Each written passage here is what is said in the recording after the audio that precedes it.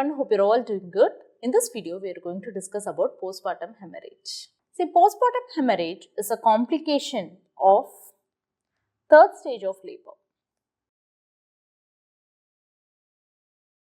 And this is one of the most common cause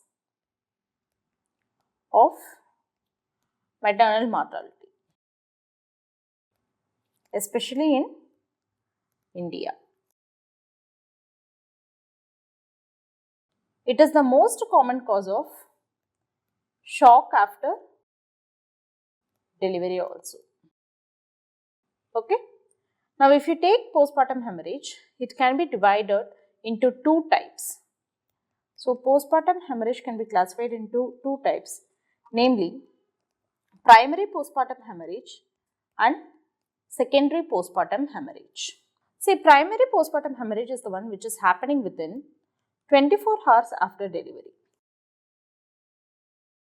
Okay, and this is the most common type also. Whereas secondary postpartum hemorrhage means this happens after 24 hours of delivery. If we see the causes of primary postpartum hemorrhage, there are 4 causes. You have to remember it as 4 T's. This is about the tone, trauma, tissue or thrombin. That means if the tone is abnormal, there is atonicity. So, normally what happens means after delivery, the uterine myometrium is going to compress all the blood vessels and it is going to stop the bleeding. Suppose if this contraction is inadequate or it doesn't happen due to any reasons, and then it can lead to postpartum hemorrhage.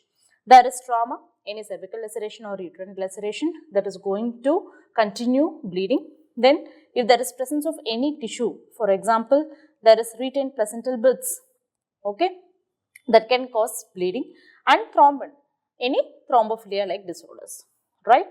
And among these, the most important cause of primary postpartum hemorrhage is atonicity. Clear? And the most common cause of secondary postpartum hemorrhage is this retained placenta or retained products of conception, like it can be membranes also. Clear?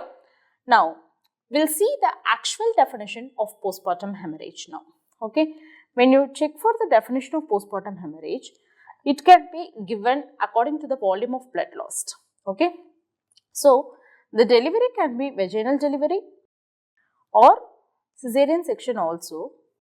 So, if there is more than 500 ml of blood lost after vaginal delivery, and if it is more than 1000 ml of blood loss after cesarean section, then it is termed as postpartum hemorrhage. Clear? This can be quantified further as minor postpartum hemorrhage and severe postpartum hemorrhage. Okay? So, minor postpartum hemorrhage means when there is blood loss from 500 to 1000 ml, and severe postpartum hemorrhage means when the blood loss crosses more than 1000 ml. Clear? So, this definition is the most commonly used definition clinically. But what does ACOG says means it combines this quantity of blood lost with signs and symptoms of hypovolemia also.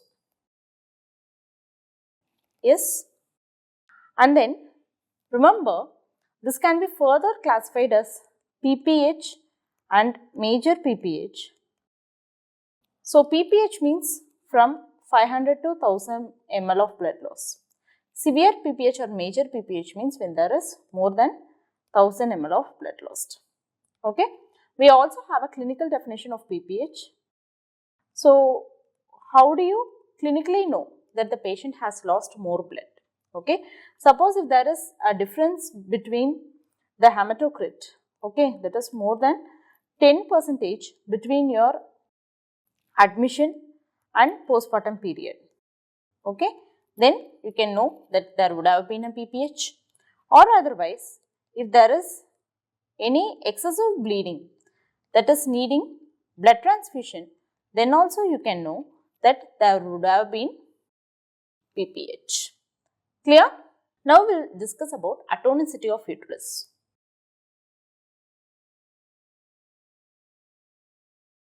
So what are the risk factors for atonicity? Risk factors for atonicity include obesity, where the BMI is more than 35, when her age is more than 40 years, or she is a grand multipara. Conditions in which there is over-distension of uterus is present. So, over-distension of uterus, namely polyhydramnios, or when there is a big baby itself that is more than 4 kilograms, or it is a case of multiple pregnancy. Then, if any cause there is prolongation of labor, or if it was a precipitate labor, there is chorea amniotitis or uterine anomalies like septate uterus or bicornate uterus, uterine fibroids are present. Then regarding placenta, if there was a adherent placenta or there was retained placenta after delivery of the fetus, then there was a history of previous PPH, and sometimes the risks may include usage of drugs during labor or pregnancy like nifedipine or Maxilf. Okay, so these are the causes of atonicity. So what will be the clinical features of PPH? So when you talk about the clinical features of atonic PPH, as we already know, there will be profuse vaginal bleeding. So how will be the uterus? The uterus is going to be soft, flabby and enlarged, because there can be retained products of conception, or it can be due to blood accumulation also. Clear? And already, as I told you, there can be signs of hypotension, tachycardia and tachypnea.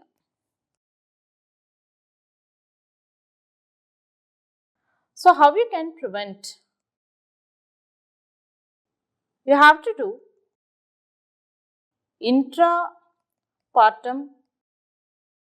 active management of third stage of labor. Okay, what are the components of active management of third stage of labor means?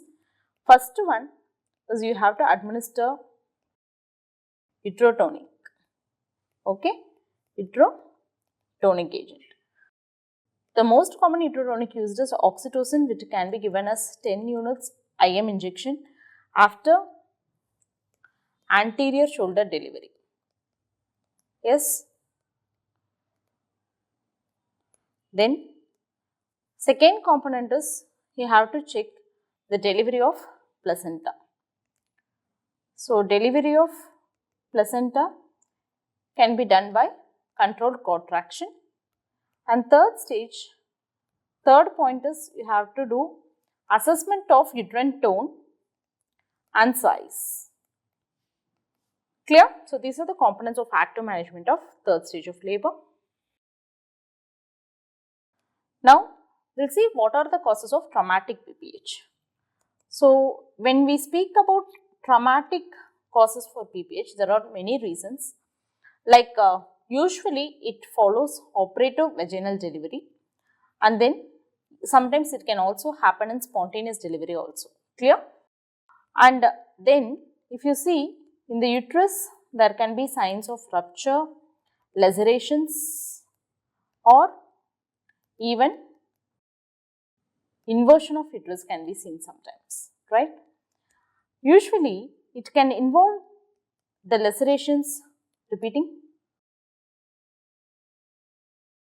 Not only this can involve lacerations that has happened in the cervix, vagina, perineum, or even the paraurethral region. Sometimes a mere episiotomy wound bleeding can also be leading to PPH. Sometimes the traumatic bleeding can be concealed also. Most of the times it will be revealed, but sometimes it can be concealed also, which can give rise to vulvar hematoma. So, not only checking for injuries or lacerations, checking for formation of vulval hematoma will also help in evaluating the traumatic cause of PPH, right? And the next one is about the tissue. Tissue presence is mostly due to mismanagement of third stage of labor. There can be bits of placenta or adherent placenta or even blood clots. Now, what happens is all these things are going to accumulate in the uterus, repeating. Now, what happens is, if all these things are going to present in the uterine cavity, then uterine retraction becomes difficult and hence there will be repeating. Now, when all of these things are present, there will be difficulty in retraction of the uterus that will be leading to postpartum hemorrhage. Clear? Now, regarding thrombin, so this can be acquired or congenital blood coagulation disorders.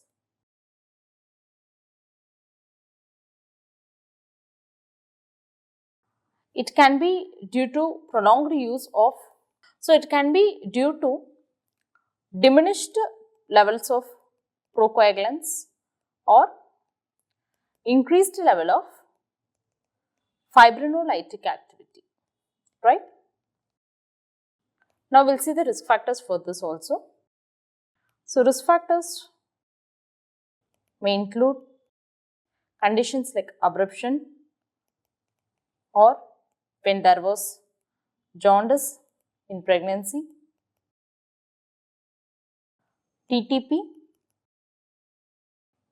there was severe preeclampsia or HELP syndrome which was complicating the pregnancy, or there was intrauterine death. Okay. So, that is why whether the patient has been delivered by induction of labor or augmentation, oxytocin should be continued for at least 1 hour after delivery, right? And then you have to always wait for spontaneous expulsion of placenta, because expulsion of placenta can be waited for about 30 minutes after delivery of the fetus. And then after the placental delivery, check for the fetal and maternal side and check if there were any cotyledons left over and check if the membranes have come out completely also. Fine. Then you have to keep the women at least 1 hour observation in the delivery room or the labor room itself, and you have to screen for the hypovolemia by monitoring the vitals of the patient like BP, pulse rate, and check for the urine output as well. Okay. Sometimes if the screening for coagulation disorders have been positive, then you can give them recombinant factor 7 also. Okay. So, these are the some methods to decrease PPH, right? Now, let us see what will you do if PPH occurs, that is management of PPH. First thing you have to do is call for help. See, PPH is something which cannot be managed individually. Okay, you need to have a teamwork. So, first thing you have to do is call for help. You have to inform the senior obstetrician, staffs in the labor ward, anesthetists, hematologist, blood bank, and also the laboratory. Okay. Between this time, we have to secure 2 large bore IV cannulas, at least 14 gauge IV cannulas should be secured. Then the blood should be sent for blood grouping and typing, cross matching, full blood count, and also to check your coagulation profile. Clear? Right. Then, if there is a minor PPH without clinical shock, you have to check BP, pulse rate and respiratory rate every 15 minutes. And you have to start her on crystalloid solution. And if there is major PPH with continued bleeding or shock, you have to assess airway and breathing. Then you have to keep the women warm.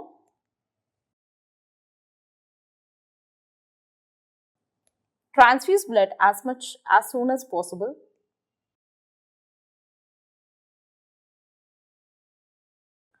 Then, suppose if the blood is delayed until the blood is received, you have to transfuse her with 3.5 liters of warmed clear fluids.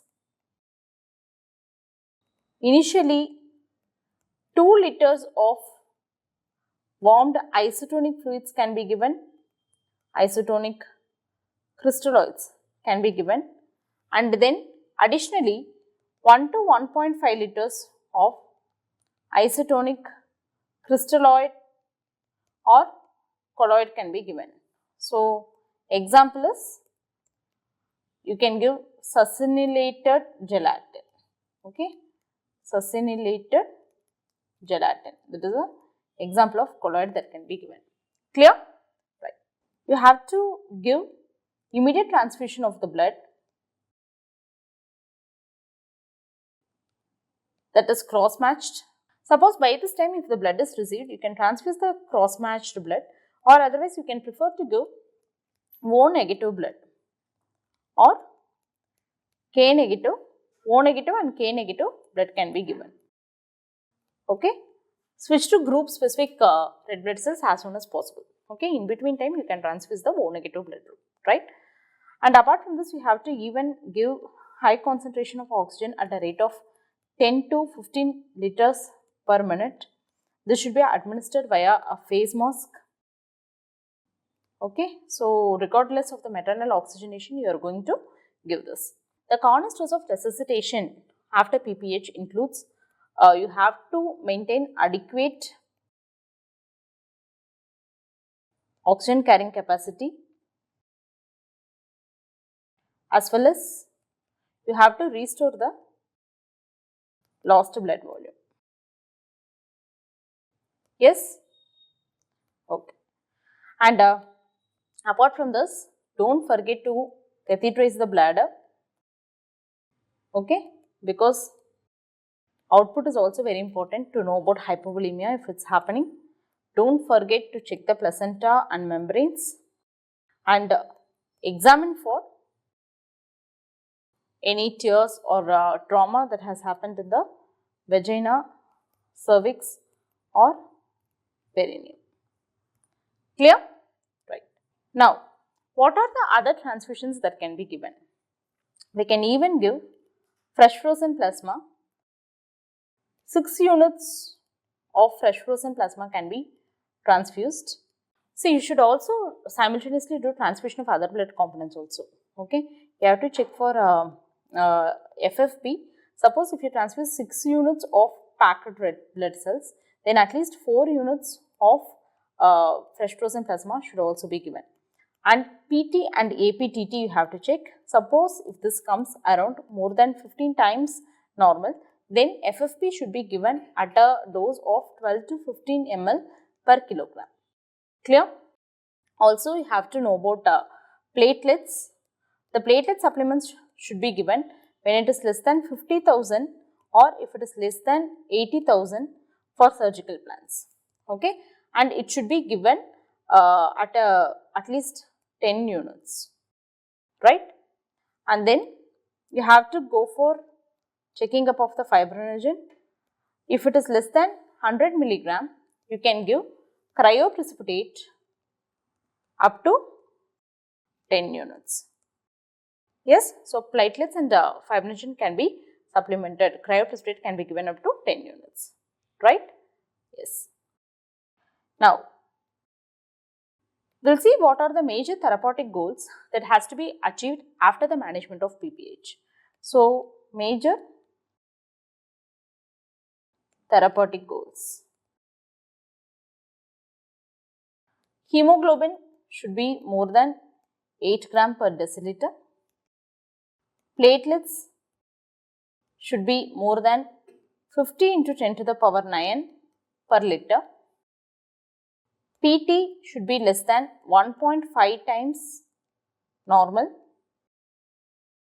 APTT also the same, it should be less than 1.5 times normal, and fibrinogen levels should be more than 2 gram per liter. Clear? So, these are the therapeutic goals you have to achieve after managing PPH, right? See, so far we have managed PPH conservatively by supplementing the blood products, by monitoring the vitals, output, etc. Now, what is the actual management we have to do? See, actual management depends upon the type of the actual management depends upon the cause of PPH. Okay, so you have to palpate the uterus and see whether the tone is gained or not. Tone is gained and if the tone is not gained. Okay, so tone is gained means it will be definitely falling under traumatic PPH, right? So, you have to identify where the laceration is present. For example, it can be a laceration or it can be a tear or it can be a hematoma. Okay, so laceration in tear should be repaired and hematoma should be evacuated. Whereas when the tone is not gained, it is going to be atonic PPH. You have to check for retained placental products, then it should be followed. If nothing is there, you can even administer uterotonics. Clear? Right. Now, we will see the medical management. So, medical management of PPH include uterotonics. Okay. So, uterotonics and especially the first line uterotonic which can be used is oxytocin. So, oxytocin can be given at a dose of 10 units in 500 ml of normal saline, and this can be given at a rate of 40 to 60 drops per minute. Clear? And if there is cesarean section, you can even give oxytocin at a dose of 5 units by slow infusion. Okay, you have some second line drugs also.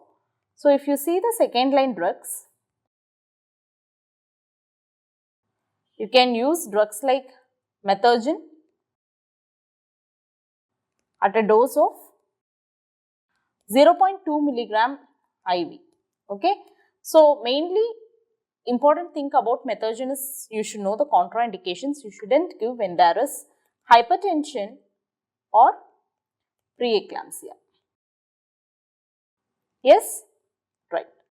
And the second one is symptometrin, which is a combination of oxytocin and ergometrin. Okay, that can also be used. And the third option is carboprust, that can be given at a dose of 250 microgram intramuscularly every 15 minutes once you can use. Okay, this can be given up to 2 milligram, that means 8 doses are allowed. So, contraindication of giving carboprast is bronchial asthma. Next one is misoprostol. This can be given at a dose of 600 microgram rectally. Suppose if it happened due to tocolytic drugs, okay, like Maxelf or nifedipine, then you have to give calcium gluconate at a dose of 1 gram IV slowly. And remember, it should be given when it happened due to tocolytic drugs. Okay. And the last option is tranexamic acid. Tranexamic acid. This is an antifibrinolytic drug.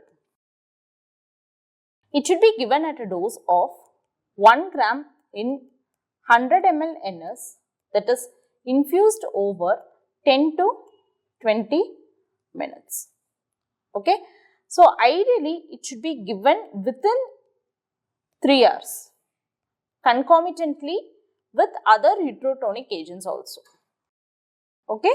Suppose if bleeding is persisting even after administration of tranexamic acid, you can repeat the dose after 30 minutes.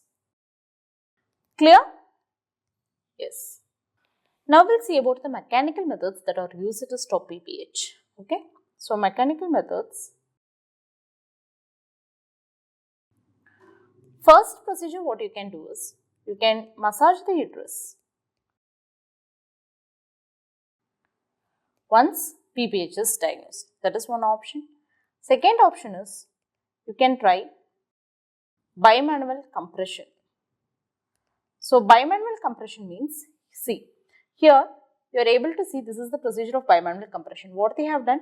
See, this is the picture that is showing the bimanual compression of uterus. You see 2 hands are being used. One hand is kept per abdominally and the hand has been brought on the posterior surface of the uterus, right? And another hand should be kept like a fist and it should be given intravaginally, and you have to compress both the hands so that the walls of the uterus will be compressing. Okay? Yes.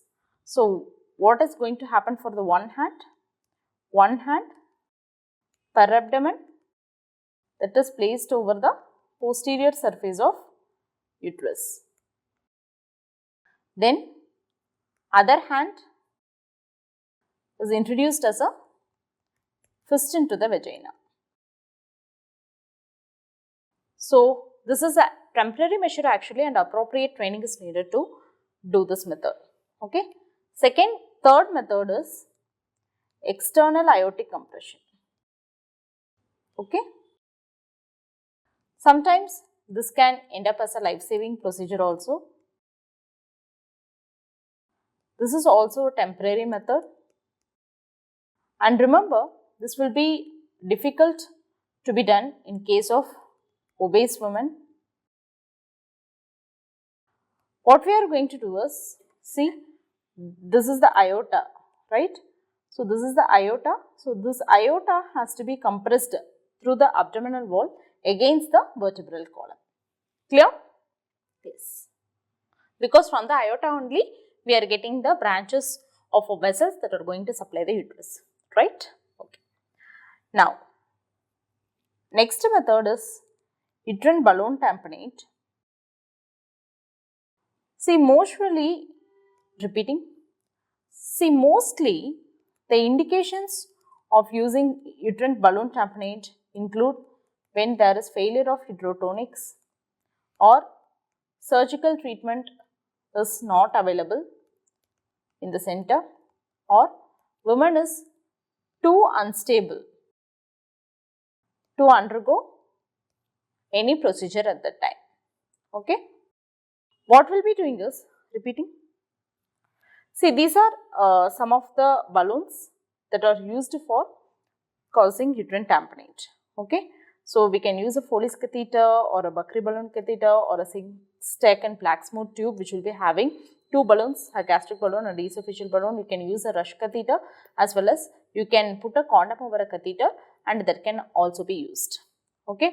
So what is actually done is, we'll be inserting a rubber or silicone balloon, okay, the material of which these balloons are made up of, into the uterine cavity, and it is to be inflated with normal saline up to 500 to 600 ml, right? And then you have to know that there is hydrostatic effect of the balloon over the uterine arteries. Clear? And that will be exerting, repeating. So that will be exerting an outward inward pressure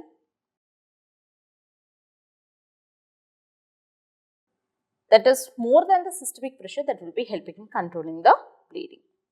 Clear? Right. Now, previous days uterine packing was also done, but nowadays we are not using uterine packing. Okay, just know this word alone. Right. Next we will go for surgical management. Surgical method is one of the last option, repeating. Surgical methods of treating PPH is one of the last options when all the other methods have failed. Okay, the options in surgical method can include, you can go for a stepwise devascularization, repeating. You can go for uterine compression sutures,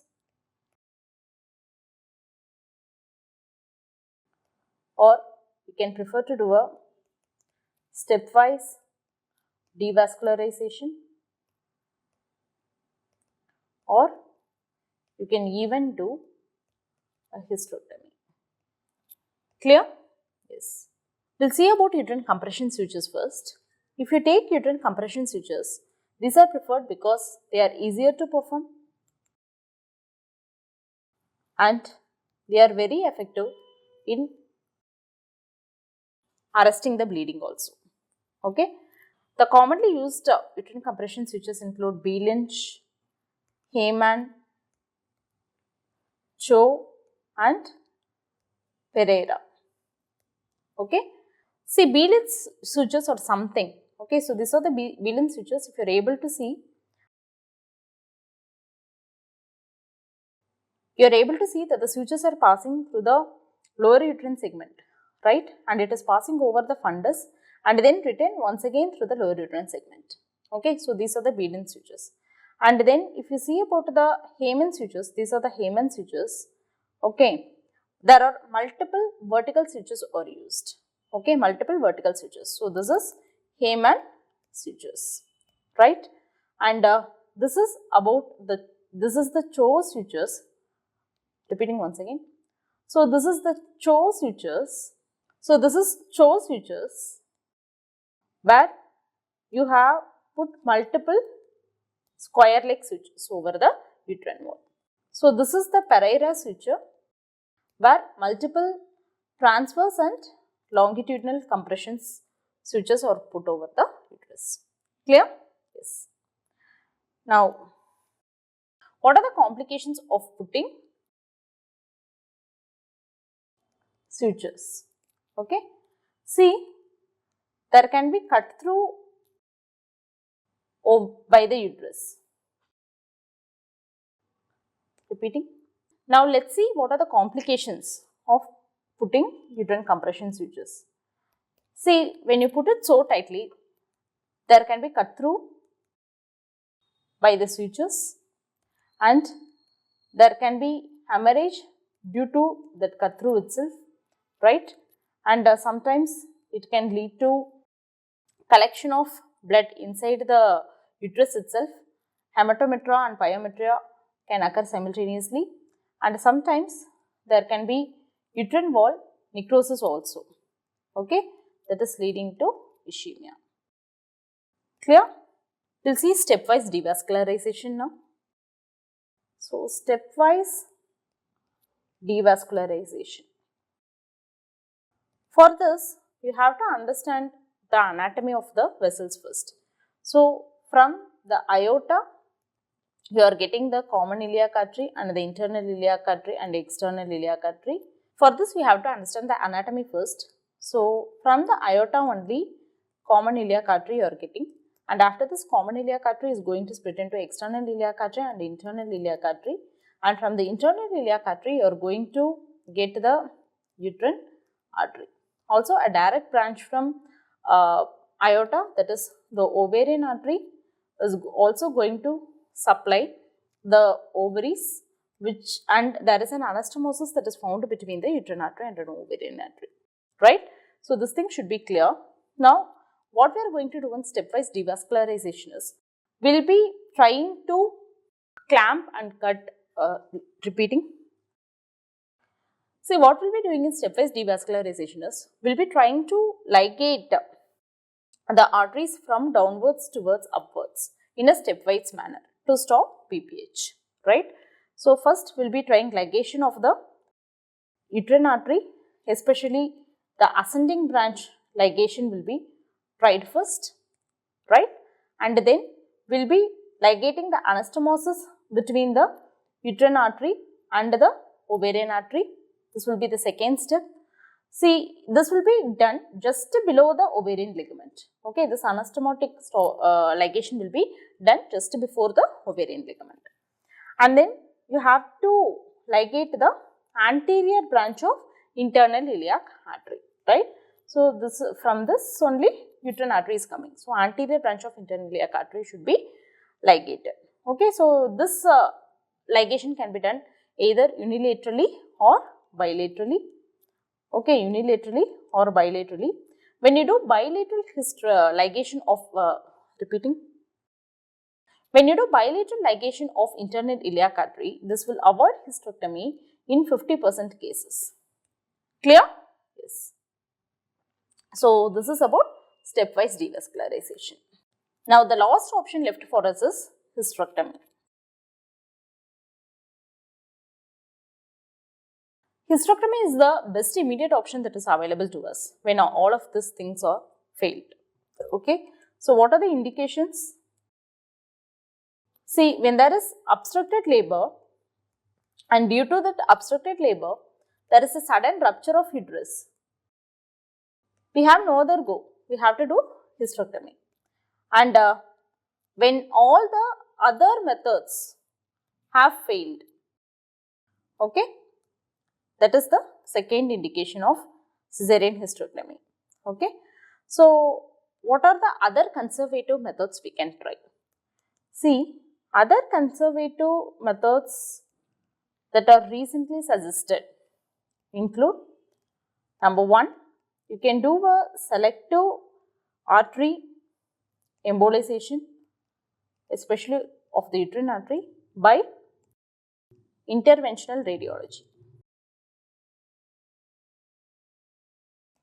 You can use embolic agents like gel foam or coils also, right?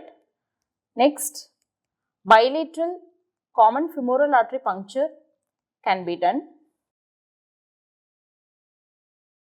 but this needs experience as well as expertise person. And then sometimes you can even experience complications with these procedures. Complications may include local arterial trauma, or there can be renal toxicity or ovarian failure. Clear? Yes.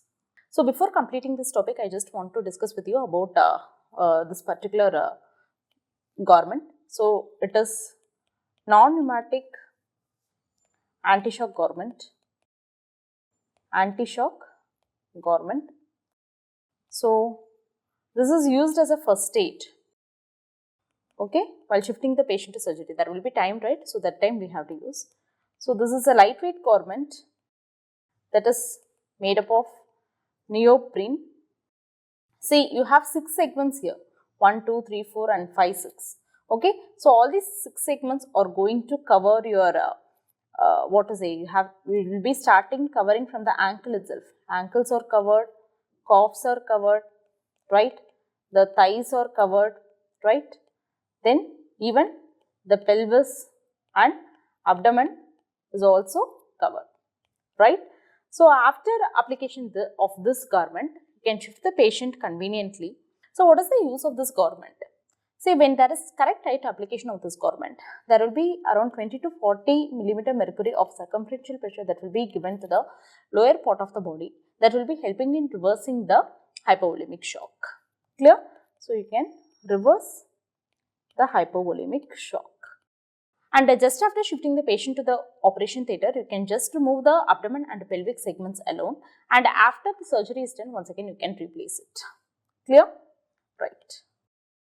Now, by this time, you can do pelvic examination, repair of tears, yes, and also bimanual compressions can also be done after application of your NASG, right? Okay. So, it can be removed in segments, okay, once the parameters are normal. The normal parameters include vitals are stable for 2 hours, then bleeding is less than 50 milliliter per hour, pulse rate is less than 100 beats per minute, systolic BP is maintained between 90 to 100 millimeter mercury, hemoglobin has come out above 7 percentage, and the patient is conscious and alert. Okay. So, what is the advantage of using this anti-shock garment? See, advantages of using this garment include, there is nearly 50 to 70% reduction in blood loss, right? And there is also 50 to 55% reduction in maternal mortality and morbidity as well, and it is also cost effective, and more than that, it is reusable also. Okay, so these are some of the advantages of using anti-shock garment. Clear? You have to know that any delay in recognizing and seeking help, or delay in transport to medical facility center, or there is delay in receiving adequate treatment. Okay, so we should be conscious enough to give the proper management at the proper time, right? So yes, with this we are completing the topic on primary PPH. Until we meet in the next topic, take care, happy learning, and bye bye.